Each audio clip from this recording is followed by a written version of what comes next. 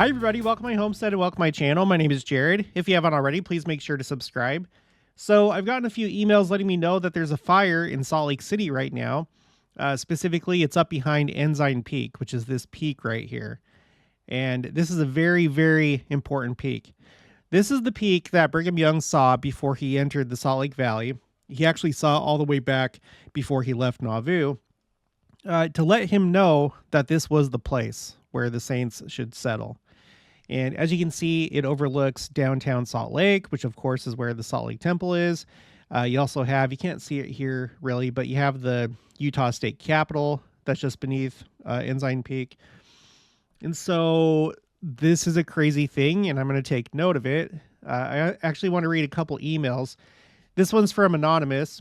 Ensign Peak is on fire. Jared, considering what the landspout tornado in Daybreak proceed back in April, I wonder if a fire on Ensign Peak will prelude anything. Okay, so Anonymous is referring to, just in case you haven't seen my videos about it, we've had a big tornado outbreak this year in the United States. In fact, the first part of it was a 20-day streak where every single day there was at least one tornado in the United States. And the very first tornado of this tornado outbreak was in the Salt Lake Valley near the Ochre Mountain, Utah Temple. Okay. And then once the 20 days had gone by, there was a break, and that happened on, if I remember right, the 195th anniversary of the restoration of the Aaronic priesthood. And then after that, it continued. So could this lead to more wildfires? I mean, there are going to be wildfires this year. We're getting into that season. I don't know. If that's the case, I mean, look at this. I have this spreadsheet called Signs Wildfires, where I'm keeping track of the largest or deadliest or most destructive wildfires for countries, states, provinces, territories, and stuff like that. Okay, so this year already we've had the largest wildfire in Texas state history. It was the Smokehouse Creek Fire. Last year, we also had the deadly. This was this year. This year we had my gosh, time is like passing so slow for me right now. I feel like this was like a year ago or more. So I guess earlier this year, we had the deadliest fire in Chilean history. And then 2023 was a horrific year when it comes to wildfires.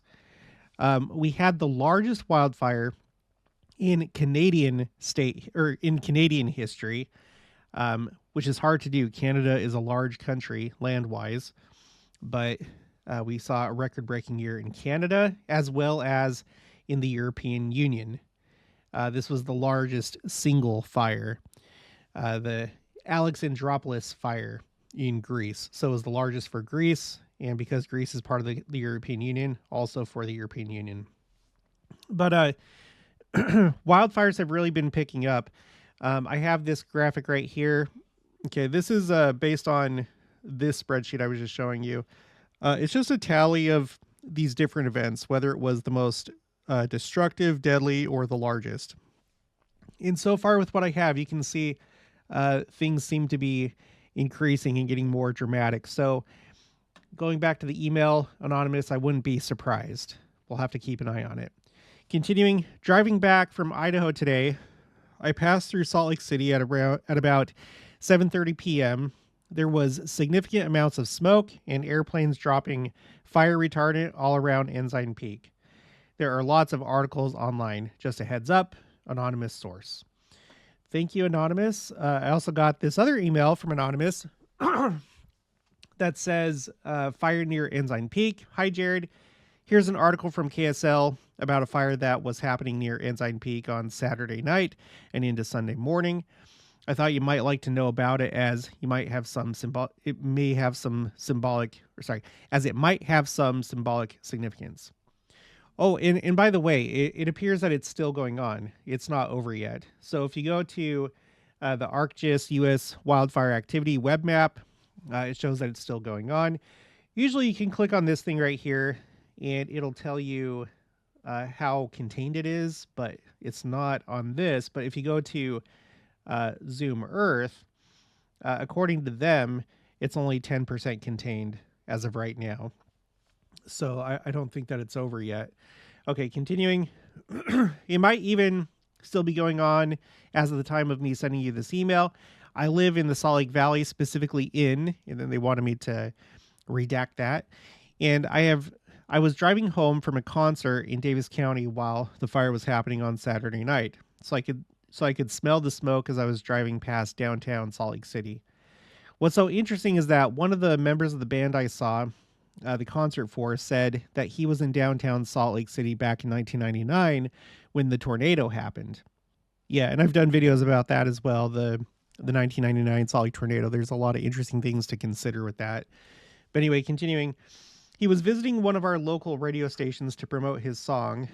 It was presumably a station in KSL Broadcast House, and he said that he watched the tornado as it happened. I know this tornado ripped off the roof of the Delta Center. That's where the Utah Jazz play, by the way. It's an NBA team, basketball. I was only about 4 years old at the time, so I don't remember this, but you probably remember better than I do, since I know you were originally from the Salt Lake Valley. If you're curious, the band I saw was Bachman Turner Overdrive, and it was Tal Bachman, the son of Randy Bachman, who saw the tornado. It might not be related to the fire, but I still thought it was interesting. Please keep me anonymous if you use this. Okay. So yeah, I do remember. I didn't witness it directly, but at the time I was going to 2-a-day football practices for high school, and we were done with practice. I was in the locker room, and then somebody said that there was a tornado in downtown Salt Lake, which really took me by surprise because I never expected that tornadoes could really happen in the Salt Lake Valley.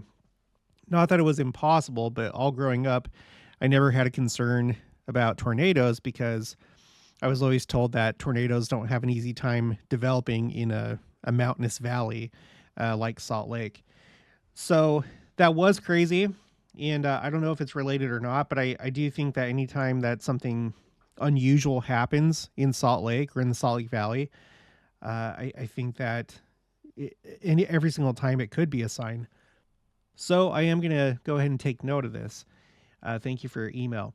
And then the last email, this is from Jill Osborne, subject line, Ensign Peak on fire made full moon bright orange. And in the email, hi Jared, there's a fire near Ensign Peak making the Utah skies hazy. Last night as the big buck full moon rose, it was bright orange and the face could be seen clearly. It was like a big harvest cheddar moon. It was very unusual. Even with the smoke. I attached the pic I took through my dirty window. Thanks for all your videos, Jill Osborne. And let's go ahead and take a look at that. So yeah, a pretty dramatic looking moon over Salt Lake City over the last couple days. Okay, so yeah, Ensign Peak, we're going to look into the significance of Ensign Peak and everything that we know about it, or everything that I've done as part of my study so far doing this YouTube channel. So I wanted to look at a few other pictures. This is from Fox 13 News. So unsurprisingly, a lot of people taking pictures of it because it's really dramatic. There's Ensign Peak right there. And then here's the smoke just behind it.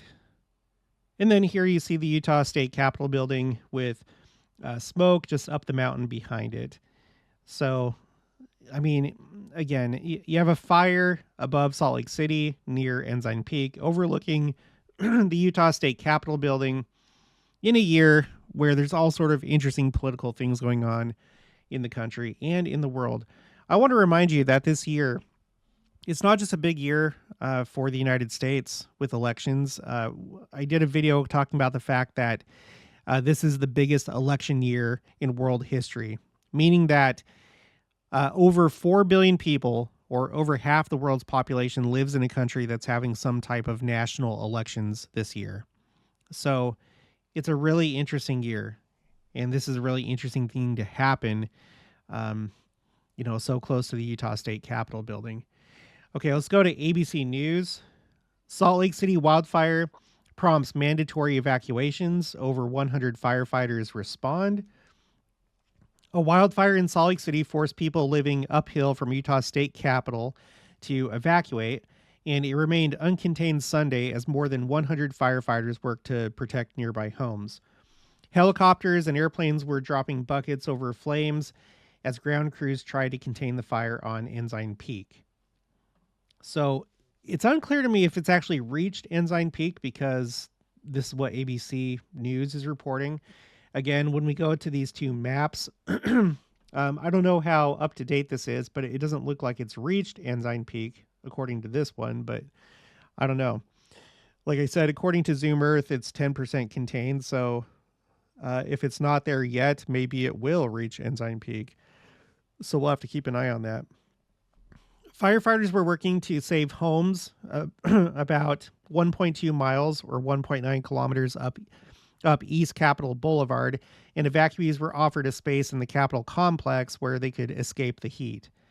Quote, with the heat, as well as the wind direction and just the temperatures out here and the fuel moisture, it's kind of a recipe that we could have a quickly running fire. Division Chief Bob Silverthorne of the Salt Lake City Fire Department said at a Saturday news briefing. So, okay, so 10% contained, and he's saying that it could spread quickly. The first fire crew was dispatched around 4:30 p.m. Saturday. So that's when it started, was on Saturday. Okay, now let's talk about Ensign Peak and why this could be important. So Ensign Peak, it's a big deal in the church. If you don't know already, like if you're new to the church or just you don't know, the church has a college in Salt Lake called Ensign College. I presume named after Ensign Peak, or just the symbolism of Salt Lake being an ensign to the nations. This used to be called LDS Business College, but it was rebranded Ensign College a while ago. At the trailhead for Ensign Peak, which is right here, it's really interesting because you have these three flagpoles. One has the flag of the United States, the other one the flag of the state of Utah, and then there's this flag right here, which may be mysterious to some. But this flag, that's blue and white, which I've noted before is kind of like the Israeli flag, it's called the flag of the kingdom of God. And I've done videos about this before. In fact, I'll put a link for a couple of them in the description box below in case you want to learn more about the flag of the kingdom of God. But here's a better picture of it on Salt Lake Tribune. This was essentially designed during the Council of 50, which is where Joseph Smith and others were trying to plan for the political kingdom of God during the millennium, including the drafting of a constitution. But part of that process was actually creating a flag for the kingdom of God. And this is it right here. There's a couple variations. There's this one where this like field right here is blue, but then there's like an alternative one where it's white instead and the colors are reversed. You can purchase this. This is not a paid promotion, but there's this company or this website called Nauvoo Supply Company where you can buy one if you'd like. So it's interesting stuff, and this flies at the base of Ensign Peak. I'm not aware of any other place where the flag of the kingdom of God flies other than here. The church, if I remember right from the video I did, the church used to own this land, but then they sold it to Salt Lake. But one of their stipulations was that the flag continue to fly up here. So it's interesting. So Ensign Peak, again, we have a fire right behind here, which may come to Ensign Peak. We'll have to wait and see. And then let's talk about the special place that Ensign Peak has in church history. So this is a talk by, at the time, Elder Jeffrey R. Holland called An Ensign to the Nations, April 2011 General Conference. He notes that this vision that Brigham Young had happened before they left Nauvoo in the winter of 1846. So it's not while, he was en route to Salt Lake. This was before he even left Nauvoo. Okay. So we're going to be looking at a book called New America by William Hepworth Dixon. We're going to go down to page 133. and this is a chapter called The New Jerusalem. A dream of the night, helped by a rush of water from the hillside, not larger than Zenil, which gave life to Granada and changed the barren vegan into a garden, fixed the site of the New Jerusalem. Brigham Young tells me that when coming over the mountains in search of a new home for his people, he saw, in a vision of the night, an angel standing on a conical hill, or in other words, Ensign Peak, pointed to a spot of ground on which the new temple must be built. Coming down into this basin of Salt Lake, he first sought for the cone which he had seen in his dream. And when he had found it, he noticed a stream of fresh hill water flowing at its base, which he called the City Creek. Okay, so let's take a look at that picture again. So this is the peak that Brigham Young saw, in which he saw an angel pointing down to where the Salt Lake Temple should be built. And oh my gosh, I just realized this was a vision. I need to put this on my spreadsheet called Timeline Visions and Visitations. He saw an angel on Ensign Peak pointing down to where the Salt Lake Temple should be built. Whoa. Okay. I'll add that after this video. Just so you can visualize it a little bit better. Okay, so here we go. Here's the Salt Lake Valley right here. There's the Great Salt Lake. Zoom in. The pioneers came in from the east, of course, coming from Nauvoo and winter quarters across the plains. And Brigham Young was here. There's a monument called This is the Place Monument. And here it is right here. Okay. And I guess it was somewhere around here that he saw Ensign Peak over here in the distance. So let's go ahead and let's come to Ensign Peak. Okay, this is where he saw the angel in vision. And then Ensign Peak just towers right over the Utah State Capitol building, which is right here. And then here's the Salt Lake Temple. I've been up that peak so many times, especially when I was a teenager. I went there a number of times on dates or like for dances, like homecoming, and I love Ensign Peak. It has a really stunning view of the Salt Lake Valley, especially at nighttime when you can see the city lights or when there's like a sunset going on. Okay, so let's go back to this. Now we're going to look at Journal of Discourses, Volume 16. This is page 207, and this is by Erastus Snow. And whenever the prophet Brigham Young, the leader of that band of pioneers, was asked the question, "Whither goest thou?" the only answer he could give was, "I will show you when we come to it." The prayers of that band of pioneers, offered up day and night continually unto God, was to lead us, as he had promised, unto a land which, by the mouth of his servant Joseph, he had declared he would give us for an inheritance. Said the prophet Brigham, quote, I have seen it in vision, and when my natural eyes behold it, I shall know it. They therefore, like Abram of old, journeying by faith, not knowing whither they went, only they knew that God had called them to go out from among their brethren, who had hated, despised, and persecuted them, and driven them from their possessions, and would not that they should dwell among them.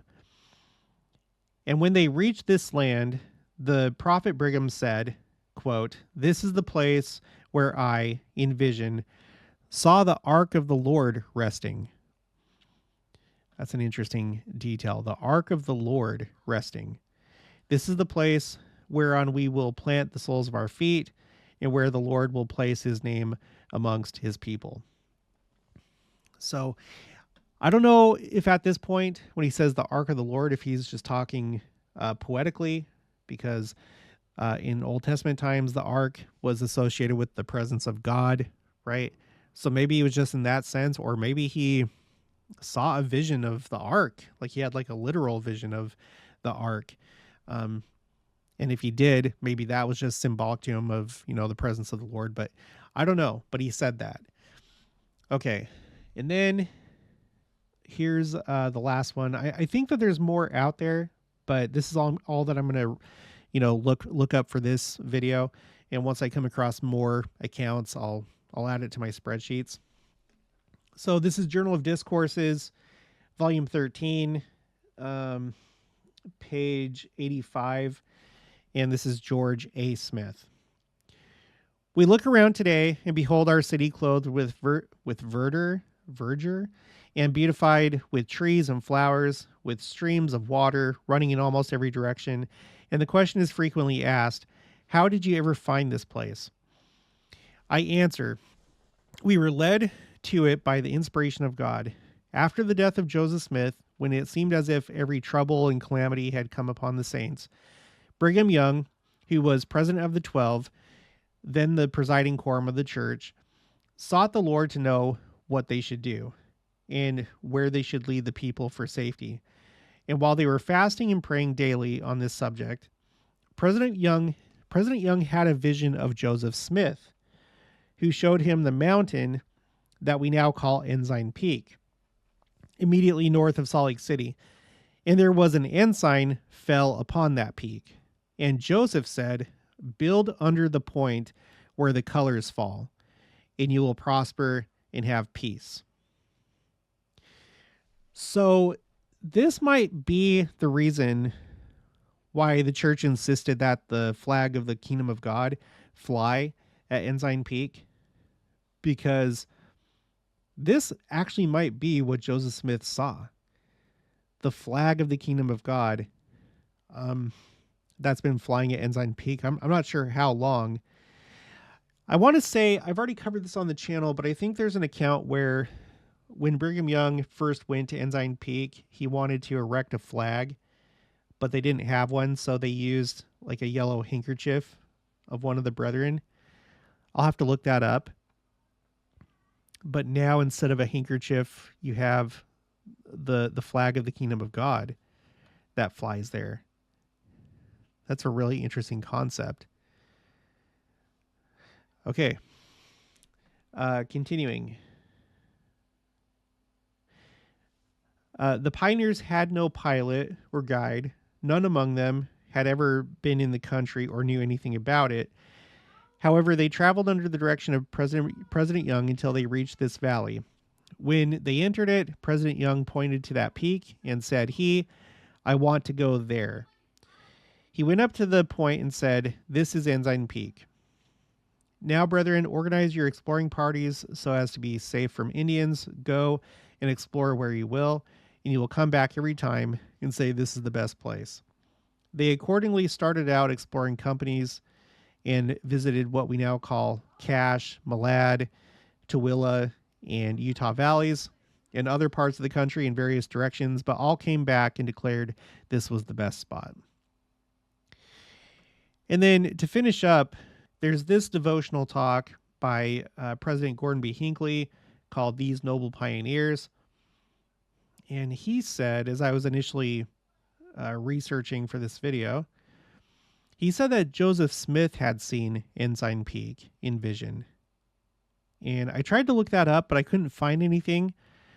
I don't know if he's referring to Brigham Young's vision or dream of Joseph Smith telling him about Ensign Peak. But he seems to be saying here that Joseph Smith himself had a vision of Ensign Peak. So I'm going to have to try and find that. If you don't mind helping me, if you already know where that's at, please send it my way.